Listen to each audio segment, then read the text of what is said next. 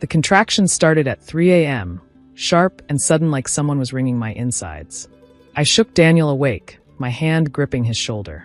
"It's time," I whispered. He mumbled something about 5 more minutes, so I shook harder. "The baby's coming." That got him up, though he moved like molasses while I leaked amniotic fluid on our bedroom floor. Funny how men can panic about fantasy football, but move in slow motion during actual emergencies.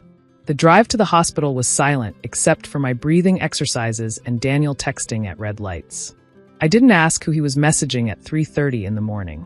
I was too busy trying not to have a baby in a Honda Civic. My name is Laura, and I was about to learn that giving birth to my daughter would be the second most painful experience of that week. The labor lasted 18 hours. 18 hours of Daniel complaining about the uncomfortable chair, the bad coffee, the weak Wi-Fi signal. He actually asked the nurse if there was a better waiting room for fathers, while I was dilated to 7 centimeters. "Push," the doctor commanded. "You've got this, babe," Daniel said, not looking up from his phone. Our daughter arrived at 9:47 p.m., perfect and screaming and absolutely beautiful. I held her against my chest, tears streaming down my face, overwhelmed by a love so fierce it felt like it might consume me. "She's perfect," I whispered to Daniel. "Yeah, she's great," he said. "Hey, I need to step out for a minute. Make some calls." He left before they'd even finished weighing her. The nurse, a woman named Beth who'd been holding my hand through the worst of it, watched him go with pursed lips. "First baby. First everything," I said, not taking my eyes off my daughter.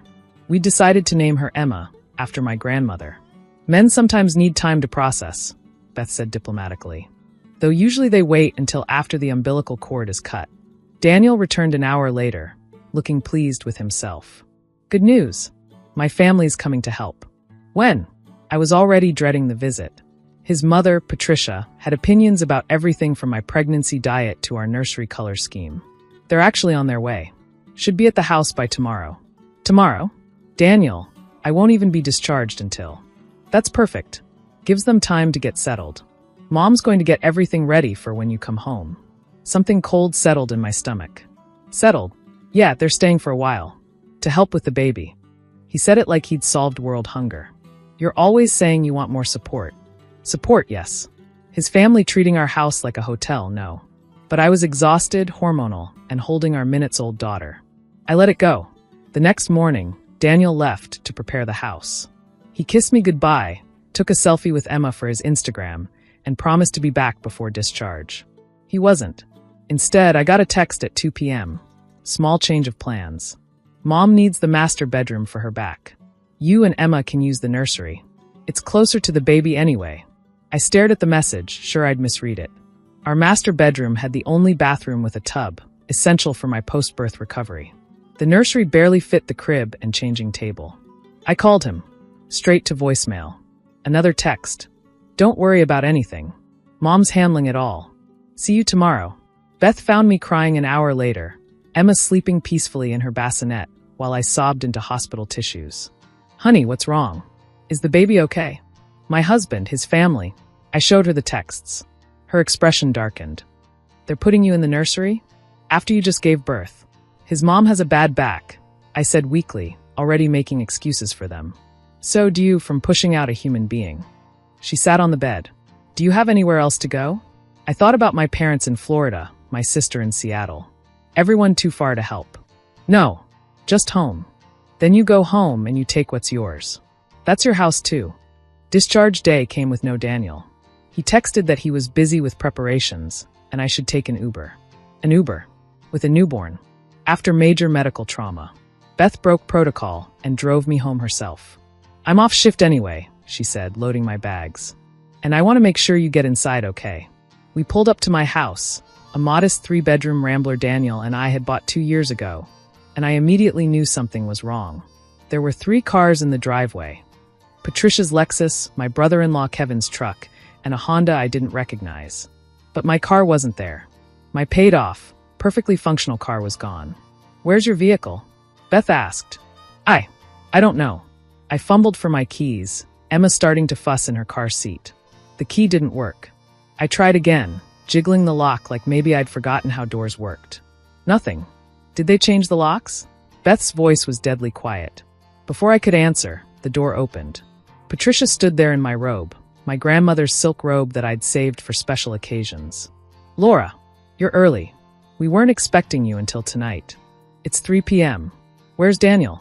And why doesn't my key work?" "Oh, we had to change the locks. Kevin's friend is staying in the guest room, and he lost his key already. Can't be too careful with a baby in the house." She smiled like she'd done me a favor. Come in, though you'll need to be quiet. Everyone's napping." I stepped into my own home like a stranger. The living room had been rearranged, my photos replaced with Patricia's family portraits. My plants were gone from the windows. "Where are my things?" I asked. "We packed them up. Don't worry, they're safe in the garage. We needed to baby-proof everything." "Plants aren't dangerous to newborns," Beth said coldly. Patricia noticed her for the first time. "And you are. The nurse who made sure your grandchild arrived safely while your son played on his phone." Patricia's smile tightened. "Well, thank you for the ride. We can take it from here." "Actually," Beth said, "I think I'll stay for tea." I loved her in that moment.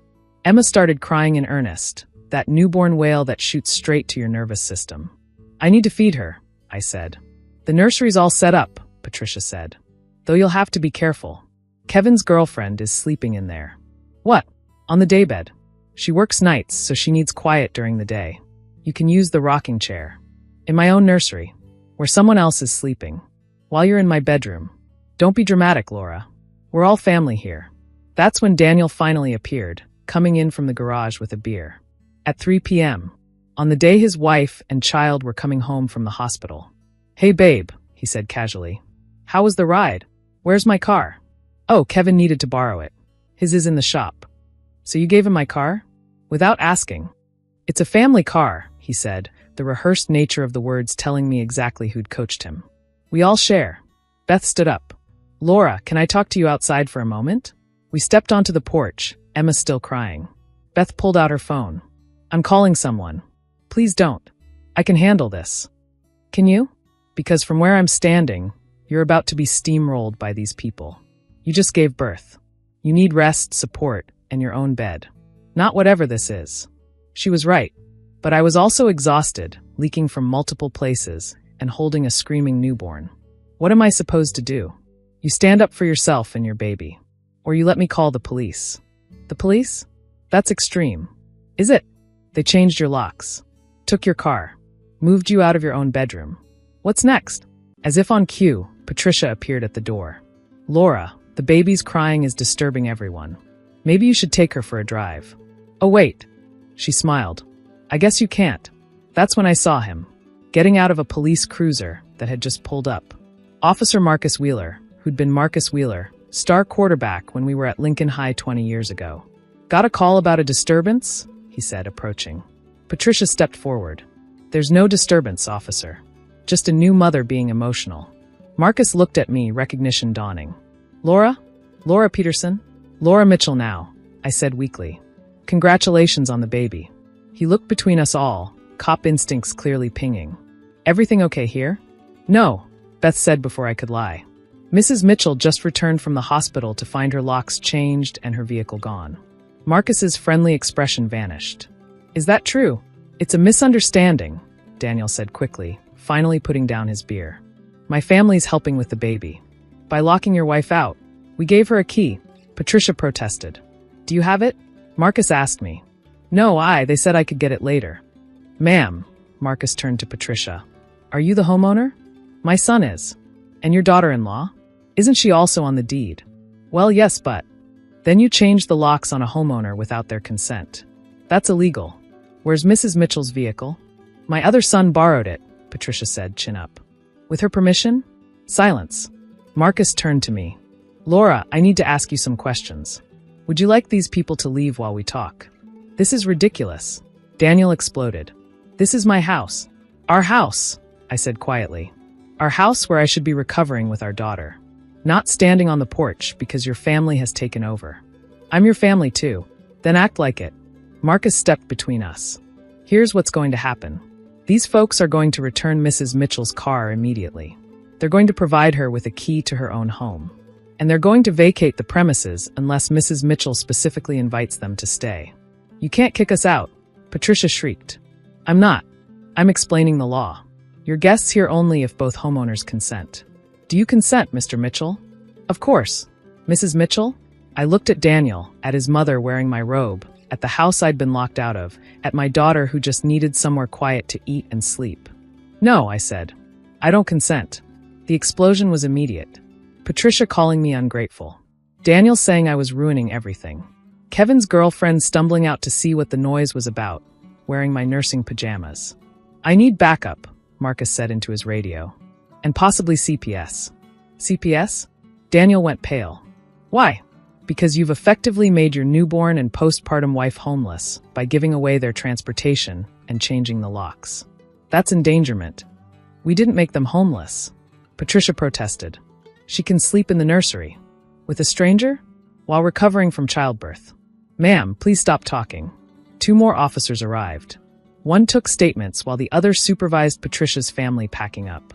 My car was returned within an hour, Kevin sheepish and avoiding eye contact. Where will we go? Patricia wailed as she loaded her Lexus. To a hotel? Your other son's house? Anywhere but here, I said, finding strength I didn't know I had. Daniel refused to look at me. This is insane. They're trying to help. No, they're trying to take over. And you let them. I shifted Emma to my other arm.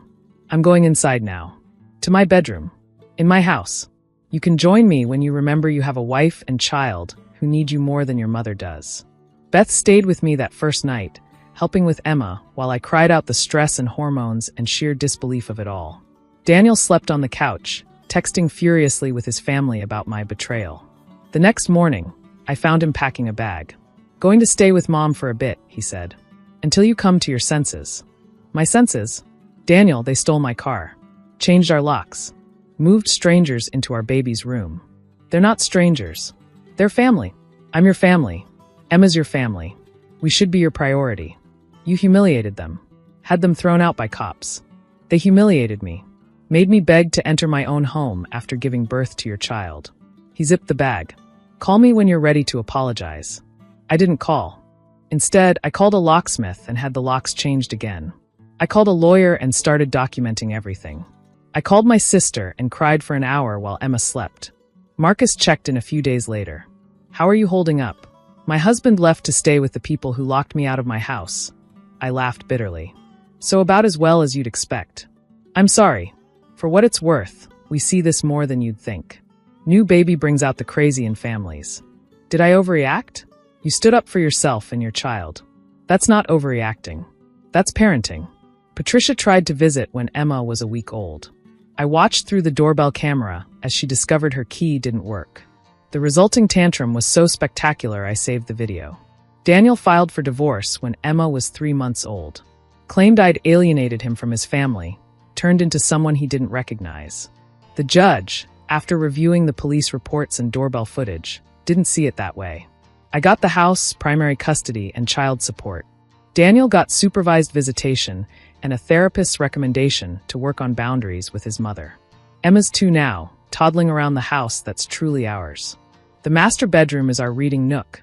The nursery is full of her toys and 0 strangers. My sister moved in to help, and together we're building the family I thought I'd have with Daniel. Sometimes I think about that day, coming home from the hospital to find myself locked out. How Beth stood by me. How Marcus treated me with dignity when my own husband wouldn't. How finding my voice when I was at my weakest turned out to be the strongest thing I'd ever done. Patricia still sends cards on holidays, addressing them only to Daniel and Emma like I don't exist. I throw them in the trash, then take my daughter to the park, to the library, to all the places where we're building our life without people who think love means ownership. The locks on my door now? They're top of the line. And everyone who has a key actually lives here, loves us, and would never dream of giving away my bed while I'm giving birth. Turns out that's not too much to ask for. It's the bare minimum. And Emma and I? We deserve so much more than the minimum. We deserve everything.